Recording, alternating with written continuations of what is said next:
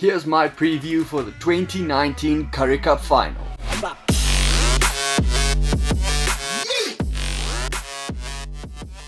So this weekend is the Currie Cup final, and this time of the tournament is usually the first time you are actually checking it out. So let me quickly have a quick recap of what's been happening this season. So the teams only played each other once this season. It's been like a shorter tournament just to fit in between the Super Rugby and the Pro 14 and all the other tournaments going on.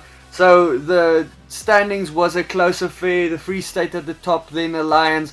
After that, the Cheetahs, the Sharks, the VP, the Blue Bulls, and the Pumas.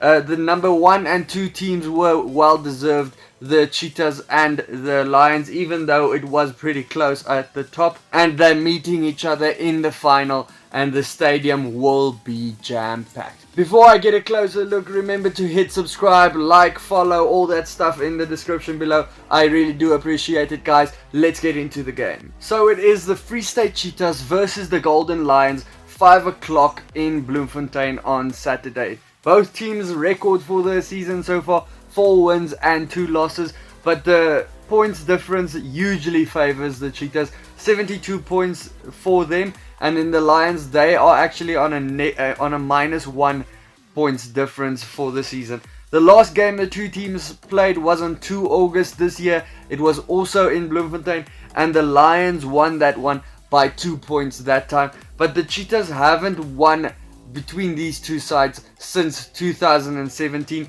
They've had 3 losses straight. History in Bloemfontein though, the last 10 games the Cheetahs have won 6, the Lions have won 3, and then there was also 1 draw between them.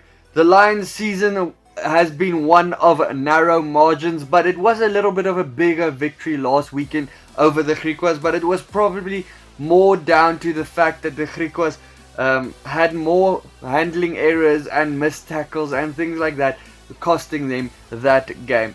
For the Cheetahs though, they've had a great season. It wasn't a small margins season for them. The smallest victory they had was by 5 points, the biggest one by 54 points, and then the biggest loss they had was by 7 points. Most of their games was pretty good, and they actually outplayed the team every time. It has looked like the team has been the real deal all season, so it is good to see them in the final actually. Of course, their coach has announced that he is leaving. It's been out there for a while now. Franco Smith, he's leaving to go coach Italy after this game, so he's going to want to leave in style and leave with a bang and actually get the Currie Cup trophy. The team for the Lions though, they went with Dylan Smith at the prop. He's replacing the injured Sitole, and then they also went with Janssen and Adriaanse. Then the locks, they also went with Ruben Skuman and then Ori, who has been good ever since returning from the Springbok camp. He has been looking like he's learnt a lot from the big guys over there. Loose forwards, as I say every week, these guys every team would want in their squad. Skuman, the little Jack Russell that can just steal any ball from any side. Then Brink, who is a guy that can bust any tackle. And then Diamane, that young guy that plays like another center on the field. Very good loose trio there. They are going up against Oxenchair, Dweba. They've been exceptional this season. Stellar performances from them. I've really liked seeing them, especially Dweba. He's a very good player. I've always wondered recently I've wondered if he would have been Springbok if he maybe played for a different side. I mean, he's been playing good for a couple of seasons now. I don't know. Leave your comments down below. I would like to know what your thoughts are on that topic. Then the Jager, he's also the prop in the team. Then the locks, Steenkamp and Manyezi, and the loose forwards, Olivier and Pokamela, who has been a player to watch this season. He's very good, very strong. Last weekend he scored a try with a player on his back. Yes, it was a small player, but still it was pretty impressive though. And then closing out the loose forwards, it's Henku Venter. Then the back lines. Let's start with the away team, the Lions. They went with the experienced Ross Cronje for the captain and as well as the scrum half in this game. He's going with Reynolds, who has been at 10 this season, and he's been really impressive so far, and he's one of the reasons that they actually have come this far this season.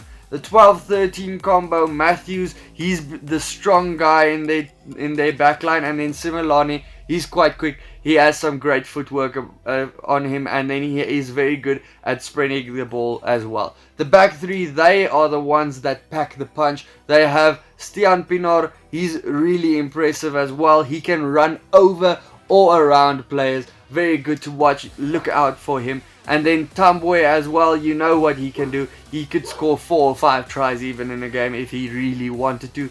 And then the little dynamite at the back, Tyrone Green. The veteran scrum half starts for the Cheetahs again. Ruan Pienaar, he just gives the Cheetahs a little bit of an edge every time he starts. Tian Skuman at number 10, he's just been excellent this season. Every battle that he is up against anyone else. And there's just one issue. Last weekend he missed a couple of conversions. They did say he had a little bit of a niggle, that's why he missed a couple of kicks. So hopefully he could get back from that and kick over. But look, he missed a couple of kicks, and then they made Pienaar kick further from there, and Pienaar didn't kick into the pole once, which he loves doing. Well, from history but Pienaar, he kicked really well from there. 12-13 for the Cheetahs, Dries Swanepoel and then Janse van Rensburg. Left wing, the captain, Tian Meyer. Right wing, Small Smith. And then fullback, Blommetjies, who's also been impressive for the Cheetahs last week. He looks like he's getting back to his form that he was at the Cheetahs before he left. Now he's back.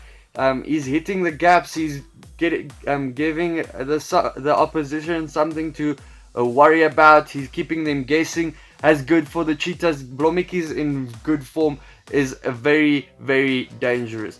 The Cheetahs, they are the comeback kings of the season so far.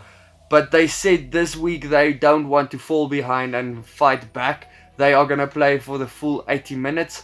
We'll see how that goes for them. They are a team that tends to wake up a little bit late in a game. Lions, they will be up for the task though, and it's just going to be a very exciting running game, I think, especially that back three of the two sides, that both of them love running with the ball. And then the veteran scrum halves, that's going to be an awesome one to watch as well. Then who could forget the two number 10s? They've also been good this season. They're probably the reason these two sides have come this far. Neither of these teams have real big names in the forward packs, but don't let that fool you. Both of these packs like taking that ball forward and like getting into those tough situations. But to me, the two players that will stand out for the Cheetahs, Pokamela, and then for the Lions, Diamane. I love seeing these guys run with the ball. I like seeing them bring a little bit of flair to the forwards. They just have that little bit of an edge that sets them apart from the others in their team. This game will be a great one to watch, but I don't think the Lions will have it in this game. I think the Cheetahs will win this one. I mean, it's in Bloemfontein. The Cheetahs are very strong here, and if you give them a playoff game here, especially a finals, they will rip you to shreds. I think the Cheetahs will win this one by 9 points. Guys, I hope you enjoyed that video. Let me know your thoughts down in the comments below, and if you did like the video, hit the subscribe button, follow me on Twitter, like my Facebook page, all that fun stuff, and then I'll see you for the next videos. Check out my channel if you want to see more. Cheers.